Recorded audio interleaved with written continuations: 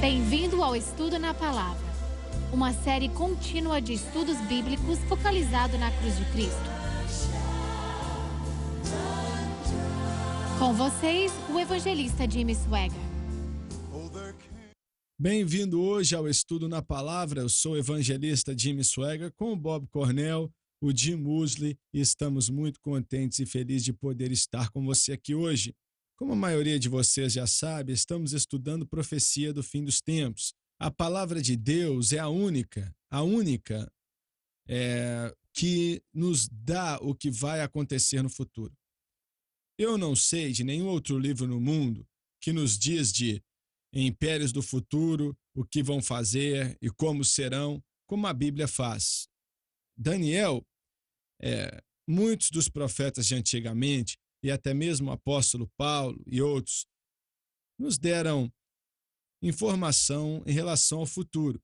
Daniel, fora João, na ilha de Patmos, mas no que diz respeito a impérios mundiais, Daniel nos deu mais informação do que qualquer um outro. Quando você considera o que esse homem disse e a informação que ele nos deu, você se pergunta ou não pergunta, por que é que o mundo, no geral, que vai atrás de tudo que aparece por aí? Eu sei que já vi falarem de muita coisa na TV, que a maioria daquilo é folclore, por aí vai, mas eles continuam mostrando vez após vez, mas eles dão muito pouca atenção para explicar o que Daniel nos deu. Agora, quando você considera que esse homem viveu há 2.500 anos atrás, bem, deixa eu interromper o que falei aqui. Eu acho que já mostraram Nostradamus na TV 100 vezes mais, 500 vezes mais, 1.000 vezes mais na televisão do que Daniel já apareceu. Certo. Eu não lembro de nunca ter visto algo sobre Daniel nesses shows de profecia que eles mostram. Você deve pensar assim, considerando como ele estabeleceu e detalhou o Império Medo-Persa que estava vindo e substituiria o Império Babilônico, e o Império Grego substituiria o Medo-Persa, e o Império Romano e tal, e ele dá detalhes a respeito do Anticristo, da Grande Tribulação, etc. e etc. Mas ainda assim, o mundo parece não estar interessado. Como eu disse, eles dão muito mais atenção para um homem que é chamado de Nostradamus, que não era de Deus, no fim das contas, que não sabia nada do Senhor, no fim das contas, e suas profecias falsas não têm validade nenhuma, para ser sincero com você. O diabo pode dar alguma informação a respeito do futuro, mas ele dá alguns detalhes, só isso. Daniel nos deu uma descrição caleidoscópica sobre os impérios que sairiam daqueles dias que ele vivia até a vinda do Senhor.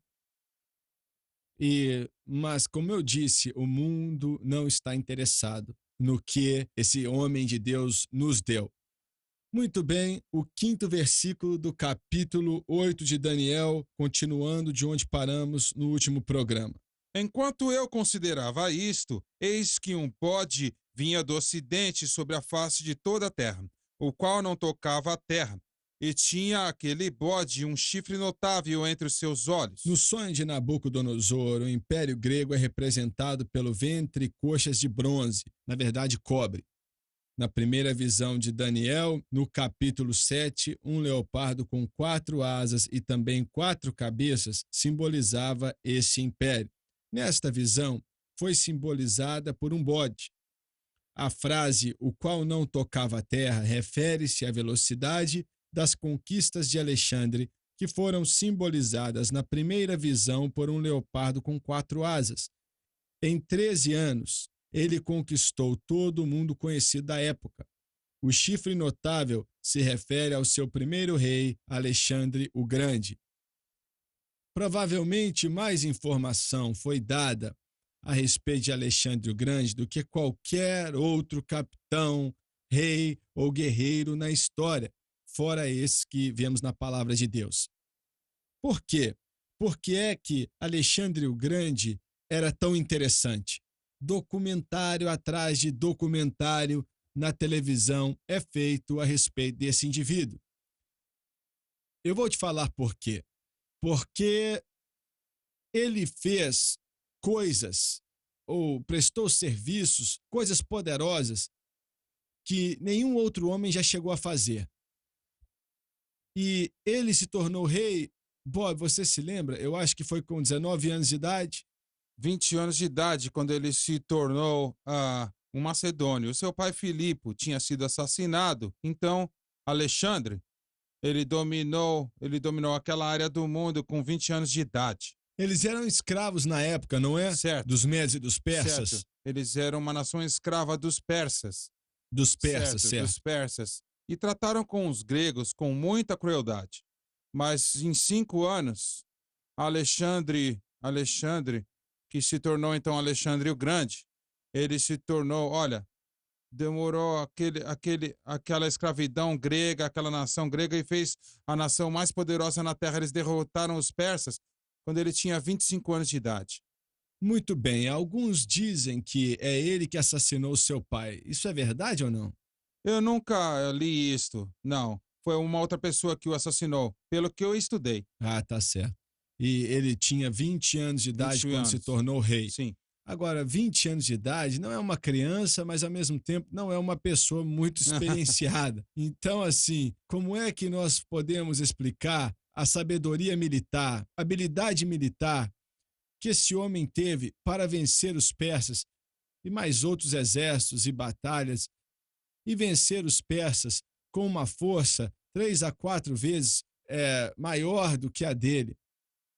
Então, como é que a gente explica isso aí? Sabe, os historiadores seculares olham para Alexandre e dizem que Alexandre teve o melhor de todas as coisas. Ele teve a melhor educação, e tudo que você pode imaginar. Aristóteles era o seu tutor pessoal por muitos anos. Ele foi educado em guerra, e filosofia, e música, e todos os ramos que você pode imaginar. E aí eles dizem que ele era realmente uma pessoa rara, que era um gênio.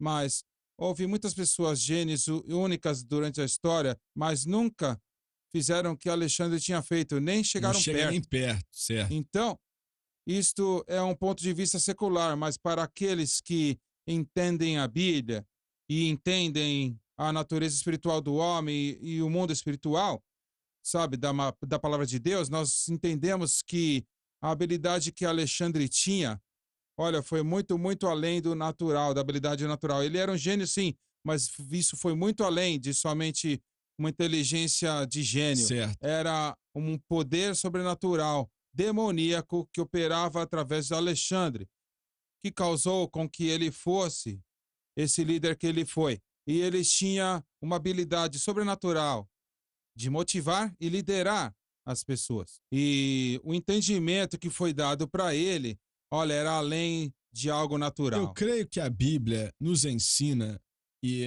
que essa é uma das razões pela qual eles não mencionam assim nos seus documentários, porque não entendem nada, mas que alguns estudiosos da Bíblia, eu não sou assim um erudito, mas eu também estudo a Bíblia, e dizem que um anjo caído poderoso, o ajudou. Ele não sabia disso, ele não tinha conhecimento do que acontecia, ele pensava que a habilidade era toda dele e as decisões eram tomadas por ele, que um anjo caído poderoso nos bastidores ajudavam ele a chegar na direção que ele tinha que seguir, que então causava a razão das suas vitórias.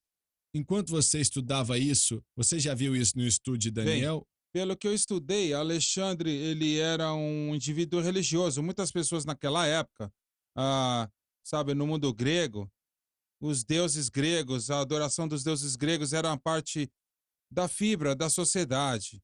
E Alexandre era um adorador dos deuses gregos. Agora, nós entendemos pelas escrituras que esses deuses realmente eram demônios, demoníacos em sua natureza. Então, Alexandre, ele entendia, pelo que eu estudei, ele entendia que ele tinha uma força sobrenatural, mas ele via como a força sobrenatural dos deuses. E Certo, ele via verdade. isso como algo positivo. Certo, Agora, ele nunca, não havia conexão dele e a sua mentalidade pessoalmente para o Deus Jeová, o Deus dos Hebreus. certo, certo. Ele não Mas, sabia nada daquilo. mas ele sabia, ele era religioso e ele se via como sendo ajudado pelos deuses, mas na verdade eram espíritos Muito bem, demoníacos. podemos dizer, estar biblicamente correto, que isso não foi o que aconteceu uma só vez, se de fato houve um anjo caído poderoso nos bastidores que ajudaram Alexandre o Grande a fazer o que ele fez. Podemos dizer então que isso já aconteceu várias vezes através de algumas pessoas, que anjos caídos poderosos no reino das trevas, que fizeram parte da revolução que Satanás formou contra Deus, e que isso ainda está acontecendo em alguns lugares do mundo. Nós não podemos ver a olho nu e por aí vai, mas estaríamos biblicamente corretos dizendo que anjos caídos poderosos, que não são vistos, mas ajudam algumas pessoas a fazer algumas coisas, a levar adiante o reino das trevas. Sabe, uma das coisas que as pessoas têm que entender sobre espíritos demoníacos e anjos caídos é que eles não morrem como nós, seres humanos, morremos. E Alexandre o Grande, ele já morreu faz tempo. Mas, e aquela civilização, da maneira que era, já acabou, já Não passou. existe mais. Mas os espíritos, os anjos caídos e espíritos demoníacos, eles não morrem como nós morremos. Então, o mesmo espírito demoníaco que influenciou a sociedade milhares de anos atrás, ainda estão operando Estão hoje, operando até hoje. A Bíblia diz que nossa luta não é contra a certo? carne ou sangue, mas sim contra os principados, potestades, príncipes das trevas deste século, contra as hostes espirituais da maldade nos lugares celestiais. E nós cristãos, nós sofremos ataque dos anjos caídos poderosos e às vezes de espíritos Certo. demoníacos também. Aproveite essa oferta. Você não vai se decepcionar.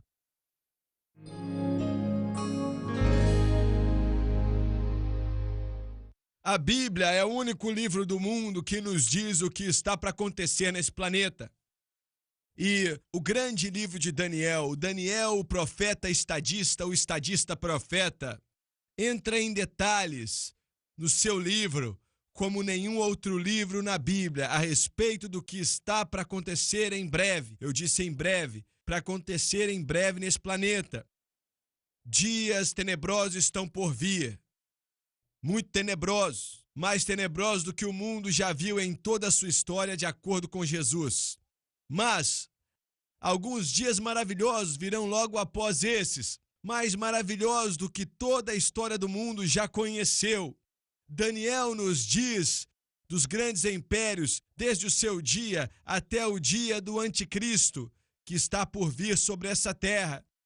E se você quiser saber de profecias bíblicas e você quer entender profecias bíblicas, você precisa pedir o nosso comentário sobre Daniel. Peça o seu. Agora, você pode ver aí na tela, pois nós cortamos o preço pela metade. Isso mesmo, 50% de desconto para que seja possível você comprar o seu. Escute aqui. Você vai entender, quando você pegar isso e começar a ler esse livro e estudar, você vai entender o que está para acontecer nesse planeta, eu digo em breve, como nenhuma outra coisa que você já leu em toda a sua vida, pois vem diretamente da palavra de Deus. Agora, se você é um crente, não importa o que aconteça, você tem que pedir um comentário sobre Daniel. E eu te prometo o seguinte, vai te abençoar e vai te ajudar. Agora você pode ver o preço aí na tela. Eu sou o Jimmy Swaggart dizendo, pegue esse cartão de crédito do seu bolso, vá até o telefone, estou esperando a sua ligação.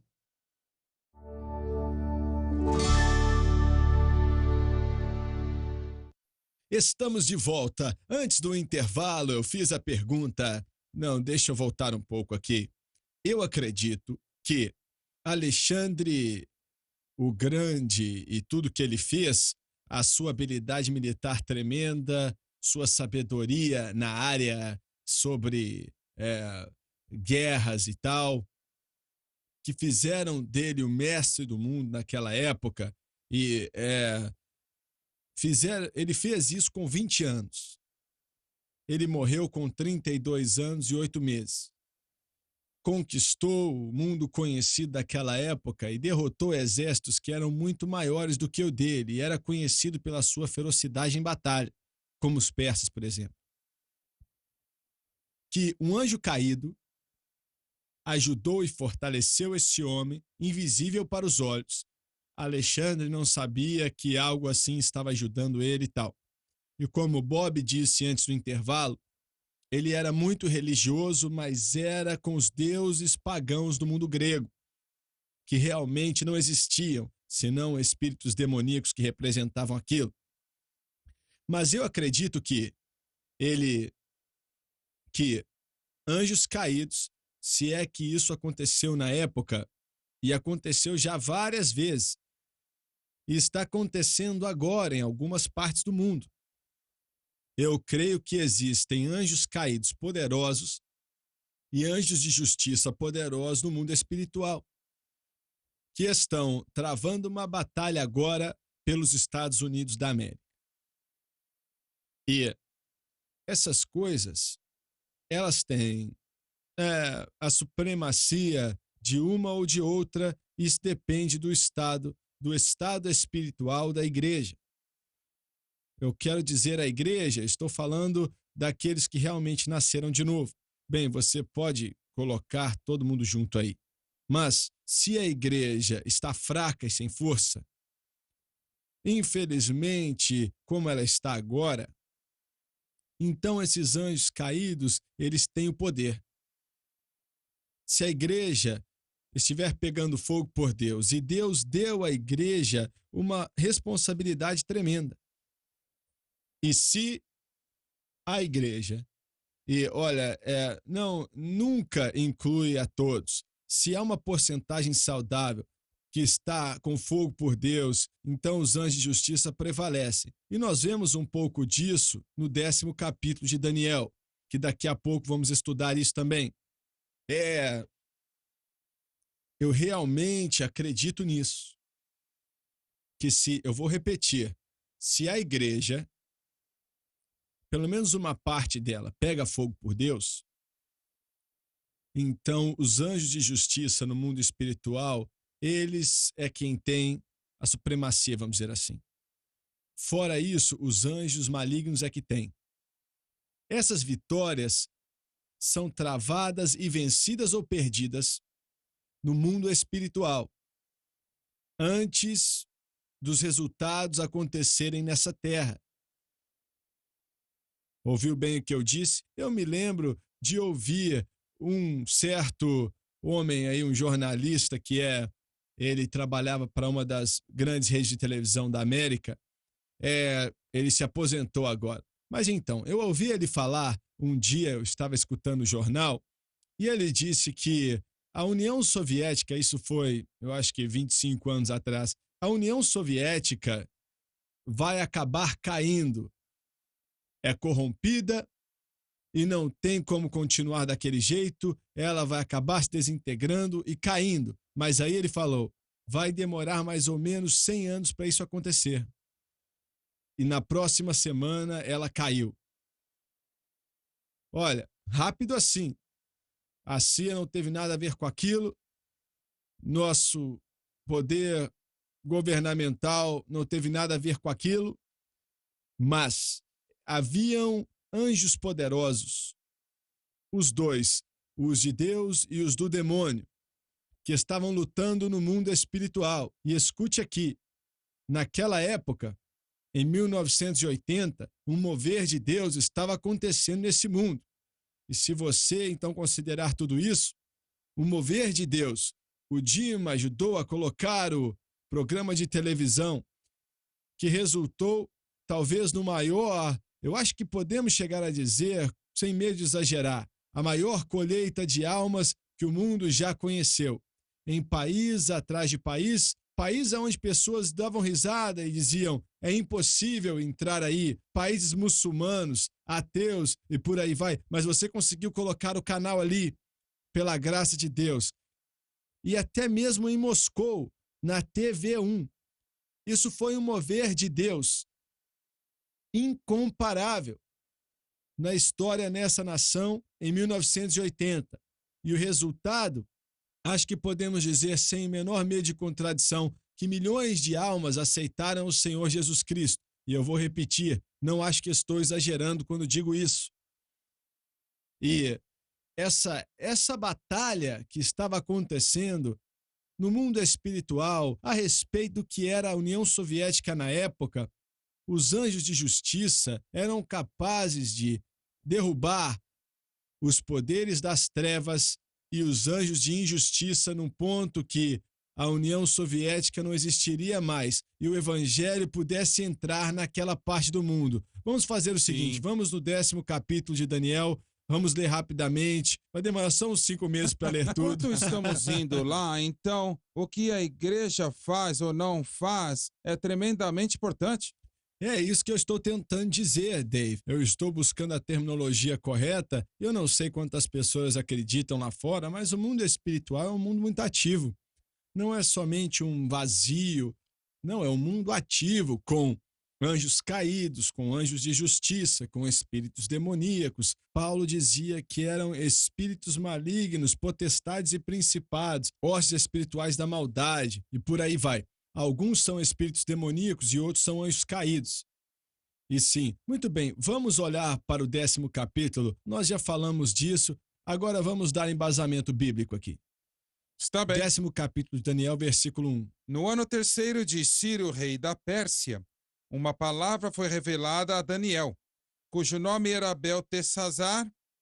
A palavra era verdadeira, mas o tempo fixado era longo.